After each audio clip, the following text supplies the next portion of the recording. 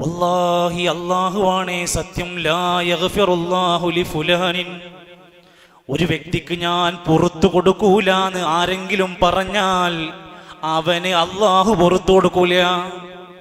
ആ വ്യക്തിക്ക് അള്ളാഹു അയാളുടെ പാപം പുറത്തു കൊടുക്കും, മറ്റേ ആൾക്ക് കിട്ടും. അല്ലാഹു പറഞ്ഞിട്ടുണ്ട്, അള്ളാഹു ആ വ്യക്തിക്ക് പുറത്തു കൊടുക്കും.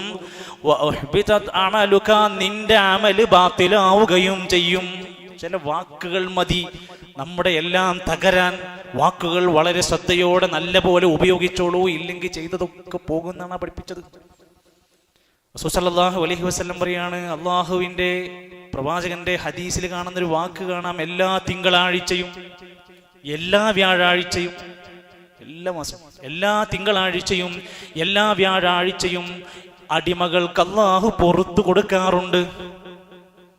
ഫയഗ്ഫിറു ലികുല്ലി അബ്ദിൻ, അന്ന് അല്ലാഹു തആല പുറത്തു കൊടുക്കുന്നത് രണ്ടാളുകൾക്ക് ചാൻസ് ഇല്ല.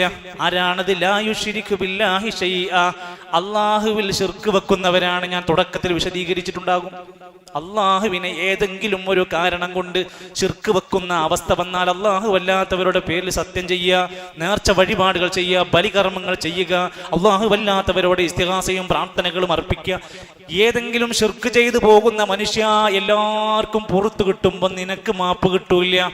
രണ്ടാമത്തെ ആള് ഇല്ലാ റജുലൻ, മറ്റൊരാളുണ്ട്, കാനത്ത് ബൈനഹു വ ബൈന അഖീഹി ശഹ്നാ, അവനും മറ്റൊരാളും തമ്മിൽ ചെറിയ ചില പകയും വിദ്വേഷവുമുണ്ട്.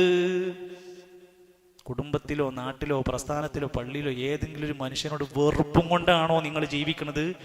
നമുക്ക് തിങ്കളാഴ്ചയും വ്യാഴാഴ്ചയും ആ മഗ്ഫിറത്തിൽ ചാൻസ് ഇല്ല. കൊല്ലങ്ങളോളം പിണങ്ങി നിന്നിട്ടാണോ നീ ജീവിച്ചുകൊണ്ടിരിക്കുന്നത്? നിനക്ക് ചാൻസ് ഇല്ല. വിട്ടുകൊടുക്കാൻ കഴിയണം.